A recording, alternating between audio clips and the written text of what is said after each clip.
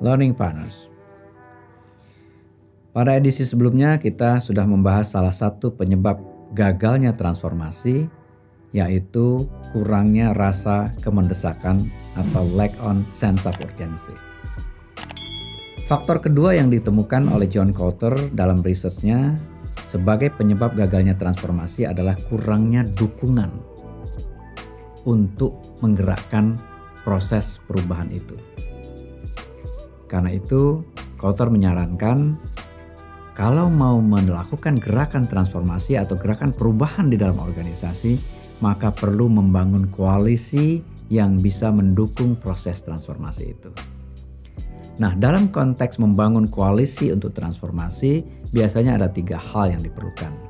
Pertama, perlu menentukan komposisi dari koalisi yang akan mendukung proses transformasi ini. Jadi perlu mengidentifikasi stakeholders penting yang kalau itu tidak diadres, maka kemungkinan akan kesulitan untuk menggerakkan transformasi.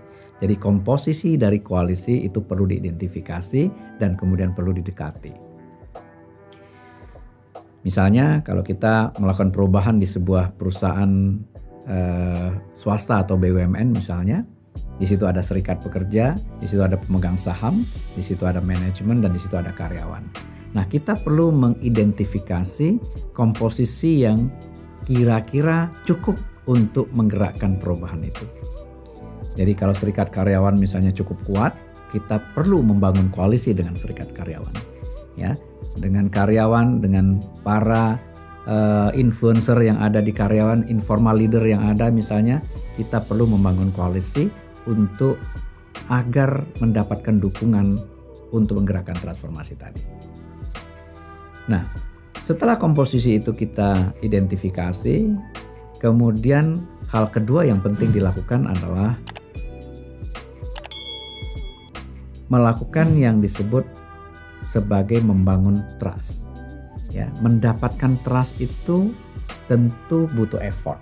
Jadi kita tidak bisa meminta kepercayaan agar program transformasi ini didukung, tetapi kita perlu mendapatkan kepercayaan agar proses transformasinya didukung. Nah, trust biasanya diperoleh dengan orang lain melihat apakah ada niat baik atau intensi yang baik dari penggagas perubahan. Kemudian mereka juga akan melihat integritas dari orang yang menggagas perubahan itu. Jadi kalau Anda sebagai penggagas perubahan, tunjukkan bahwa niat baik Anda didukung oleh integritas yang baik sehingga orang lain tidak ragu untuk mendukung. Dan 2 hal yang lain juga yang sangat mempengaruhi kita untuk mendapatkan trust adalah capability kita dan kemudian track record atau hasil yang sudah kita tunjukkan. Jadi kalau kita menggagas perubahan dan orang lain melihat kita memiliki kapabilitas yang baik dalam menggerakkan perubahan itu, dan orang melihat track record sebelumnya, maka trust itu akan kita dengan mudah bisa kita peroleh. Tetapi kalau orang lain meragukan niatnya kita, dan orang lain meragukan integritasnya kita, orang lain meragukan kapabilitasnya kita, dan orang lain meragukan track record atau hasil yang pernah kita lakukan, maka biasanya dukungan atau kepercayaan untuk melakukan perubahan itu akan sulit didapatkan. Ini yang paling penting. Dan yang ketiga, koalisi yang mendukung transformasi biasanya bisa diperoleh kalau kita bisa menemukan common goals-nya. Jadi tujuan bersamanya ketemu. Misalnya, saya pernah beri contoh pada waktu saya membangun koalisi dengan serikat karyawan, dengan manajemen dalam rangka mengajak kawan-kawan yang ada di gardu tol untuk mau keluar dari gardu, mempelajari sesuatu yang baru, melakukan pekerjaan yang lebih bernilai tambah, sehingga pada saat transformasi di jalan tol terjadi, teknologinya diterapkan, mereka sudah siap untuk keluar dari gardu. Karena dengan teknologi yang baru, mungkin gardu sudah tidak dibutuhkan. Karena teknologi yang disebut multi-lane free flow itu menggunakan sensor, jadi mobil-mobil lewat di jalan tol tidak perlu dihambat dengan barrier di gardu. Nah, membangun koalisi dengan serikat tidak mudah. Bahkan 2 bulan pertama saya sempat menerima surat nota protes dari serikat karyawan yang keinginan mereka adalah menunda proses transformasi. Jadi mereka bilang kita belum siap, SDM-nya belum siap, ya kawan-kawan perlu diberi waktu untuk mau berubah dan lain-lain.